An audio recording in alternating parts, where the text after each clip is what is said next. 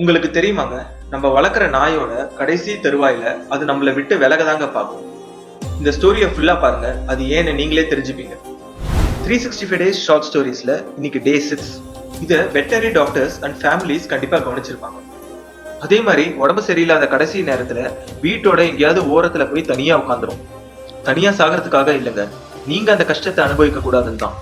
இதே தான் பழங்காலத்துல ஓநாய் கூட்டமும் செய்யும். அது சாகும்போது யாரையுமே பக்கத்துல விடாது. அவங்க எப்பவுமே அவங்களுக்கு ரொம்ப பிடிச்ச ஒருத்தரோட மனசு உடையாம பாத்துக்கணும்னு தாங்க நினைக்குது. இதனாலதான் அதோட இழப்பு நமக்கு ஈடுகட்ட முடியாம இருக்கு. அப்படி அவங்க தனியா போறது நம்மளை விட்டு போகணும்னு கிடையாதுங்க, நம்ம அந்த கஷ்டத்தை படக்கூடாதுன்னு சுலபமாக்கிட்டு போகுது. அவங்களோட கடைசி மூச்சுல கூட வெறும் அன்பு மட்டும் தாங்க இருக்கு.